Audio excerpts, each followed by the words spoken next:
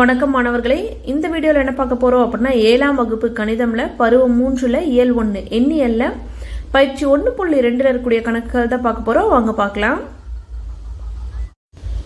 5வது கேள்வி, சுருக்குக 23.5 minus 27.89 plus 35.4 minus 17 அப்படின்னு கொடுத்துருக்காங்களா.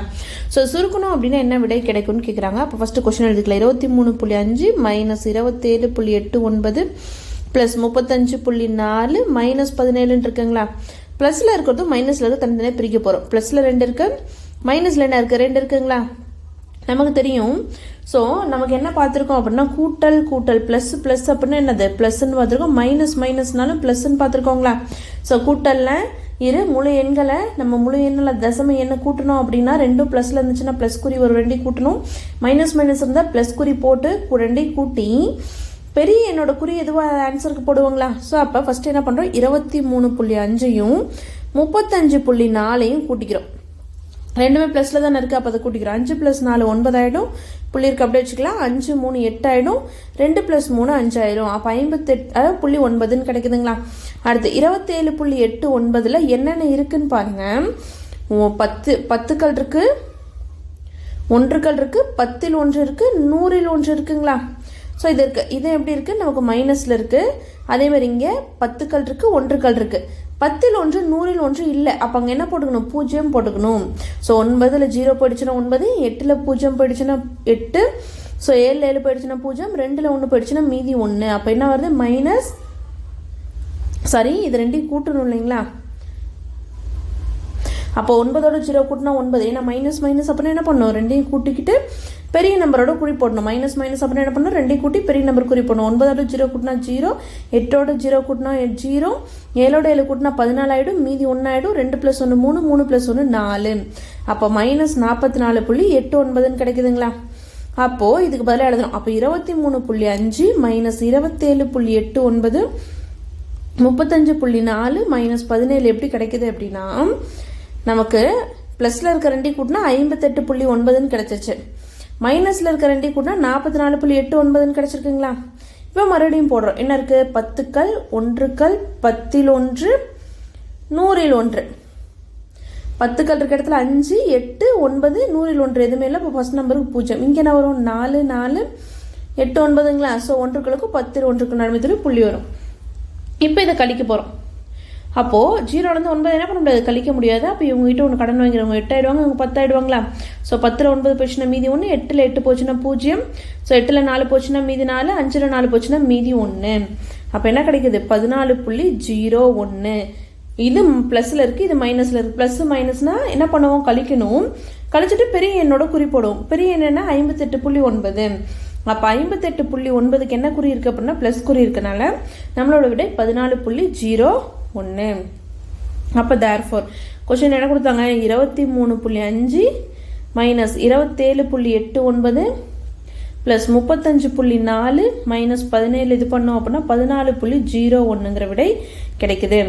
அடுத்த 6வது கேள்வி, சுலைமான் 3.35 கிலோகிராம் உருளைக்கிழங்கு 2.250 கிலோகிராம் தக்காளி மற்றும் வெங்காயம் வாங்குகிறார். சுலைமான் அப்படிங்கிறவர் என்ன பண்ணுறாருங்களா, உருளைக்கிழங்கு தக்காளி வெங்காயம் வாங்குறாருங்களா. உருளைக்கிழங்கோட எடை வந்து 3.350 கொடுத்துட்டாங்க. தக்காளியோட எடை வந்து 2.250 கொடுத்துட்டாங்க. வெங்காயத்தோட எடை என்னன்னு கொடுக்கல. மொத்த பொருளின் எடை, ஸோ இந்த 3 பொருளை உருளைக்கிழங்கு தக்காளி வெங்காயம் இது 3 சேர்த்தோம் அப்படின்னா அதோட எடை எவ்வளோன்னு கொடுத்துட்டாங்க. அப்படி இருந்துச்சு அப்படின்னா வெங்காயத்தின் எடை எவ்வளவுன்னு கேட்குறாங்களா. அப்போது மொத்தத்துலேருந்து உருளைக்கிழங்கு தக்காளியோட எடை கழிச்சிட்டோம் அப்படின்னா நமக்கு கிடைச்சிருங்களா. அப்போது உருளைக்கிழங்கின் எடை கொஸ்டின் என்ன கொடுத்துருக்காங்க, உருளைக்கிழங்கின் எடை கொடுத்துருக்காங்களா.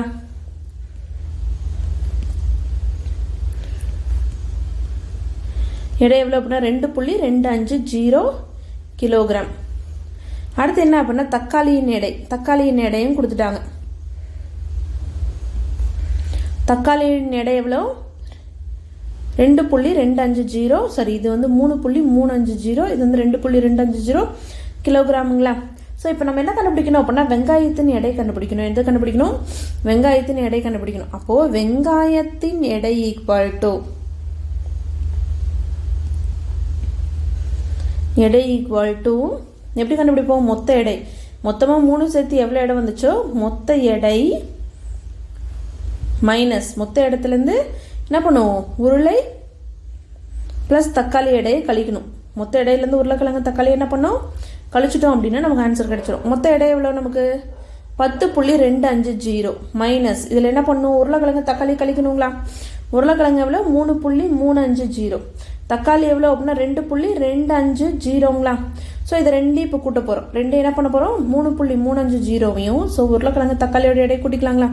அப்போ 3.350. ஸோ பொன்றுக்கள் 10 100 1 1000ங்களா? இங்கே என்ன வரும்? 2.250 கூட்டினா 0 5 5 10 மீதி 1 3 + 1 4 4 + 2 6 புள்ளி 3 + 2 5. அப்போ என்ன கிடைக்குது? 10.250 மைனஸ் இது எவ்வளோ கிடைக்குது?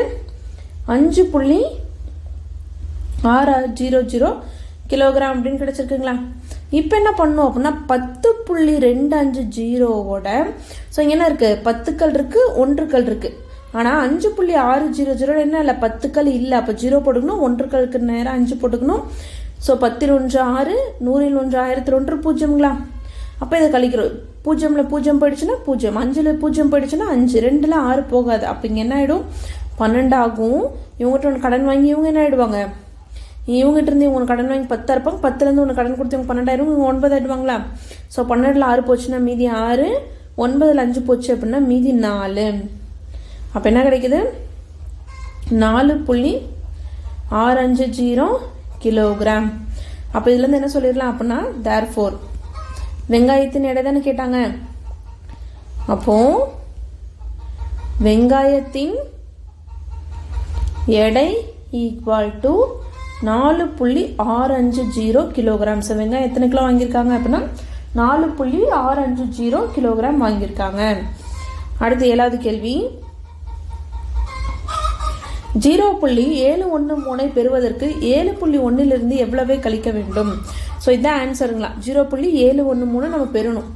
அப்போ 7.1லேருந்து எதை கழிச்சோம் அப்படின்னா 0.713 வரும்னு கொஸ்டின். புரியுதா? 0.713 பெறுவதற்குன்னு என்ன ஆன்சராக நமக்கு கிடைக்கணும் அப்படின்னா 7.1ஓட எவ்வளவு கழிக்க வேணும்னு இருக்காங்க. எவ்வளோங்கிறது நமக்கு தெரியாது. எவ்வளோங்கிறது நமக்கு என்னது தெரியாது. அதனால நம்ம அது என்னென்னு எடுத்துக்கிறோம்? எக்ஸ்ன்னு எடுத்துக்கிறோம். எவ்வளோங்கிறது தெரியாதுங்கனால என்ன எடுத்துக்கிறோம்? எக்ஸ்ன்னு எடுத்துக்கிறோம். இப்போ எனக்கு இந்த எக்ஸ் மட்டும்தான் வேணும். அப்போது 7.1 இந்த எக்ஸை நான் என்ன பண்ணுறேன் அப்படின்னா ஈக்குவலுக்கு அந்தாண்ட கொண்டு போகிறேன். அப்போது இவங்க இந்தாண்ட போகும்போது -x + x ஆகிடுவாங்க. இவங்க இங்கே வரும்போது என்ன ஆகிடுவாங்க? ப்ளஸ் 0.713 மைனஸ் 0.713 ஆகிடுவாங்க. -x அந்தாண்ட போகும்போது ப்ளஸ் ஆயிடுவாங்க. ஈக்குவலுக்கு அந்தாண்ட போகும்போது ப்ளஸில் இருக்கிறது மைனஸ் ஆயிரும், மைனஸில் இருக்கிறது ப்ளஸில் வந்துடும். ஸோ இப்போ இது ரெண்டையும் கழிக்கலாங்களா? 1கள் 10ல் 1கள் 100ல் 1கள் 1000ல் 1களுங்களா? ஸோ 1களுக்கு நேரம் 7 இருக்குது, 10ல் 1 இருக்குது, எதுவுமே இல்லை. 100ல் 1 1000 1 இல்லை. அப்போ 0ங்களா? இந்த என்ன வரும்? 0.713. இது ரெண்டையும் தான் இப்போ கழிக்க போகிறோம். ஸோ 0லேருந்து 3 என்ன பண்ண முடியாது? கழிக்க முடியாது. பக்கத்தில் 0லேருந்து 1 என்ன பண்ண முடியாது? கழிக்க முடியாது. இங்கே கழிக்க முடியாது. அப்போ இவங்ககிட்ட ஒன்று 1லேருந்து 7 என்ன பண்ண முடியாது? கழிக்க முடியாது. அப்போ இவங்க 0 ஆகிடுவாங்க. இவங்களுக்கு ஒன்று கடன் கொடுத்து இவங்க 10 ஆயிடுவாங்களா? இந்த 10லேயும் இவங்களுக்கு ஒன்று கடன் கொடுத்து இவங்க 9 ஆகிடுவாங்க. ஸோ மறுபடியும் 0லேருந்து 7 கழிக்க முடியாதுனால இவங்க என்ன பண்ணிடுவாங்க? 6 ஆகிடுவாங்க. இவங்களுக்கு ஒன்று கடன் கொடுத்து 10 ஆகிடுவாங்க. 10ல் 3 போச்சுன்னா 7, 9ல் 1 போச்சுன்னா 8, 10ல் 7 போச்சுன்னா 3, 6ல் 0 போச்சுன்னா 6. ஸோ அப்போ என்ன விடை கிடைக்குது அப்படின்னா 6.387 ஈக்குவல் டு எக்ஸ். அப்போ தேர்ஃபோர் எக்ஸோட மதிப்பு என்ன அப்படின்னா 6.387. அப்போ 7.1ஓட 6.387 கழிச்சோம் அப்படின்னா 0.713 அப்படிங்கிற விடை நமக்கு கிடைக்கும். அடுத்த 8வது கேள்வி. 53.7 கிலோமீட்டரை விட 36.6 கிலோமீட்டர் எவ்வளவு குறைவாக உள்ளதுன்னு கேட்டாங்களா? அப்போ 53.7 கிலோமீட்டரோட 35.6 கிலோமீட்டர் எவ்வளோ குறைவுன்ட்டாங்க. அப்போ ரெண்டையும் கழிச்சோன்னா என்ன ஆகும்? நமக்கு ஆன்சர் கிடைச்சிரும். அப்போ 53.7 இங்கே 35.6, 7ல் 6 போச்சுன்னா மீதி 1, 3ல் 5 போகாது. என்ன பண்ணுவோம்? கடன் வாங்குவாங்களா? அப்போ இவங்க 13 ஆகிடுவாங்க, இவங்க 4 ஆகிடுவாங்க. 13ல் 5 போச்சுன்னா மீதி 8, 4ல் 3 போச்சு அப்படின்னா மீதி 1. அப்போ 18.1 கிலோமீட்டர்னு வருதுங்களா? அப்போது 53.7 கிலோமீட்டர் 18.3 கிலோமீட்டரை விட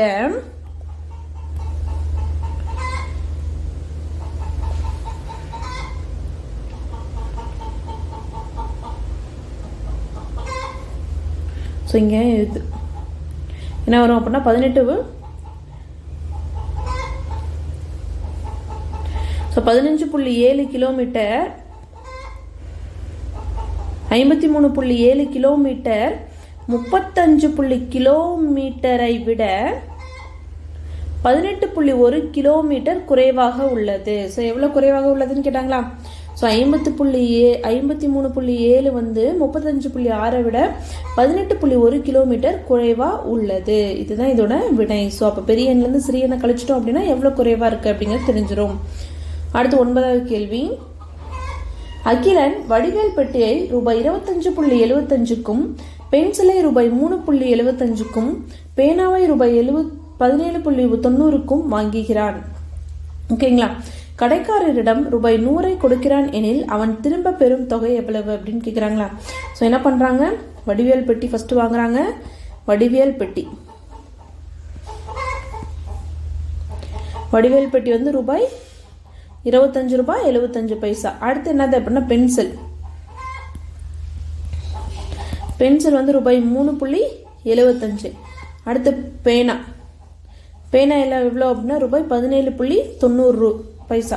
ஓகேங்களா? இப்படி வாங்கிட்டாங்க அப்படின்னா மொத்தம் இவங்க எவ்வளோ ரூபாய்க்கு பொருள் வாங்கியிருப்பாங்க, மீதி கடைக்காரர்கிட்ட என்ன பண்ணிட்டாங்களா 50 ரூபாய் கொடுத்துட்டு மீதி எவ்வளோ வாங்கியிருப்பாங்க அப்படின்னு கேட்குறாங்களா? ஸோ மொத்த தொகை கண்டுபிடிக்கலாமா? அப்போ வாங்கின பொருளோட மொத்த தொகை வேணும் அப்படின்னா 3 கூட்டமா?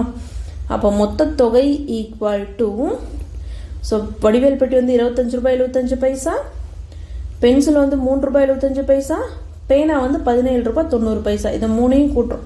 அப்போ 25.75 3.75 17.90 5 10 ஆகிடும், மீதி 1. ஸோ 7 + 1 8, 8 + 7 15, 15 + இது 24ங்களா? 4 புள்ளி இருக்குது அப்படி வச்சுக்கலாம், மீதி 2. 5 + 2 7, 7 + 3 10, 10 + 7 17, மீதி 1 4ங்களா? அப்போ என்ன ஆகுது? மொத்த தொகை 47 ரூபாய் 40 பைசா ஆகுது. இப்போ திரும்ப பெறும் தொகை கேட்குறாங்களா? ஸோ கொஸ்டின் என்ன கேட்குறாங்க? திரும்ப பெரும் தொகை எவ்வளவு அப்படின்னு கேட்குறாங்க. அப்போ திரும்ப பெரும் தொகை ஈக்குவல் டு என்ன பண்ணும்? கொடுத்த தொகையிலேருந்து கொடுத்த தொகை எவ்வளோ? 50 ரூபாய். அதுலேருந்து ஸோ எவ்வளோ ரூபாய்க்கு பொருள் வாங்கினாங்களோ அதை கழிச்சிட்டோம் அப்படின்னா நமக்கு கிடைச்சிருங்களா? அப்போ 50 ரூபாயிலேருந்து 47 ரூபாய் 40 பைசாவை கழிக்க போகிறோம். அப்போ 50 47 ரூபாய். இங்கே இல்லை 10 ஒன்றுக்கள் 100 ஒன்றுக்கள் இல்லை. அப்போ 0 போட்டுக்கிறோம். இங்கே 4 ஜீரோங்களா? இப்போ இதை கழிக்கிறோம். அப்போ கழிச்சு என்ன வரும்? ஸோ 0 போயிடுச்சுன்னா 0. 0லேருந்து 4 கழிக்க முடியாது. நம்ம 0லேருந்து 7 கழிக்க முடியாதா? இவங்க கடை வாங்கி இவங்க 4 ஆகிடுவாங்க, இவங்க 10 ஆகிடுவாங்க. இந்த 10லேருந்து இவங்களுக்கு ஒன்று கடன் கொடுத்து இவங்க 9 ஆகிடுவாங்க, இவங்க 10 ஆகிடுவாங்க. 10ல் 4 போச்சுன்னா மீதி 6 புள்ளி 9 7 போச்சுன்னா மீதி 2. ஸோ அப்போ என்ன வருது? 4ல் 4 போச்சு அப்படின்னா 0. அப்போ ரூபாய் 2 ரூபாய் 60 பைசா. அப்போ தேர்ஃபோர் கொஸ்டின் என்ன கேட்டாங்க? திரும்ப பெரும் தொகை கேட்டாங்களா? அப்போ திரும்ப பெரும் தொகை 50 ரூபாய் கொடுத்துட்டு மீதி எவ்வளோ வாங்குவாங்க அப்படின்னா ரூபாய் 2 ரூபாய் 60 பைசா திரும்ப வாங்கிப்பாரு. அடுத்து 10வது கேள்வி. 3.8 சென்டிமீட்டர் பக்க அளவை கொண்ட சமபக்க முக்கோணத்தின் சுற்றளவை காண்க அப்படின்னு கொடுத்துருக்காங்களா? ஸோ ஒரு சமபக்க முக்கோணமாக இருக்குது.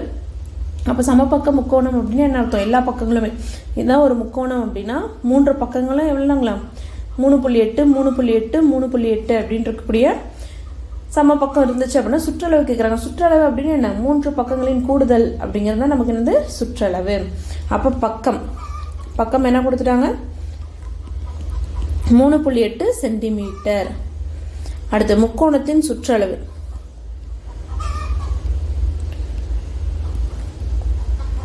முக்கோணத்தின் சுற்றளவு வேணும் அப்படின்னா